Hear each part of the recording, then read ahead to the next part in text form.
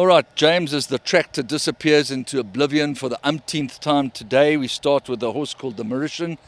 Very, very good form and looks, to all intents and purposes, prepped specifically for this day. Yeah, he's doing very well at home, Bonji. I must say he's coming along with every start. He's actually sharpened up a lot from his last run.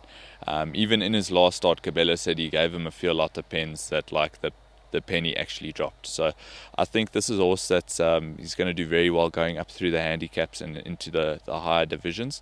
And you know, if we're looking at form and how he's been running, I think he's going to be a hard horse to beat on the day.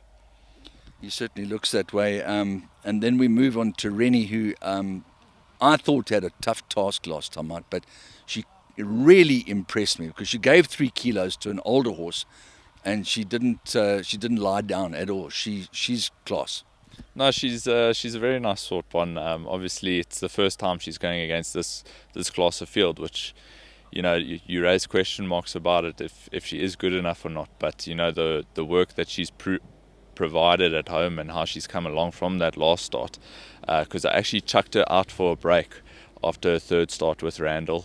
She looked a little bit flat to me. I gave her 2 weeks off in the paddock, brought her back into work. She was very underprepared for that last race. I actually wanted to use it as a come on run, and for her to run like that, I mean, second, giving older boys weight, I couldn't be happier with how the run actually went. And you know, she's a light framed horse, so it doesn't actually take her much to get her there.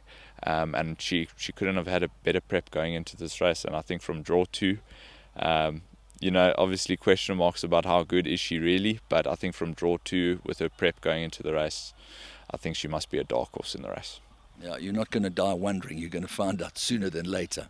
Exactly. Lamorne comes out of the Cape Guineas, 10 lengths to Charles Dickens, which is, it sounds like a long way, but it isn't really when you look at the horses that he was around.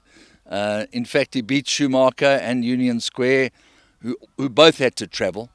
But the question is, how has he come back from Cape Town? What are you expecting? He's doing very well at home, Bon. You know, he keeps progressing every week with me. He's a very, very nice Futura colt. I mean, geez, he's a very good-looking horse. His gallop was good at home. He's a bit of a lazy horse, so you don't see the best of him at track. But you know, if you're going off of his form lines, he's never quite cracked a draw, and he's always shown to do his best late in the race. So I think from draw 1 in the Guineas, biggest question is acclimatization. But from draw 1 in the Guineas, with what we know, what he's capable of, I think he could be a big runner on the day. Okay, well, that inverted commas swear word, acclimatization, comes into the equation with regard to Maurice, who clearly didn't run his normal kind of race last time out. We're not sure what was wrong with him. You weren't sure after the race what has subsequently transpired with his prep going into the Guineas. Well, we found out what the little niggle was. We addressed it, and it's actually resolved, and he's actually been doing exceptionally well since then. I think it has a bit to do with the pollen and the air in Joburg compared to Cape Town. You know, we got our own little michies here, and you know, some horses don't quite get used to it as fast as you would think they would.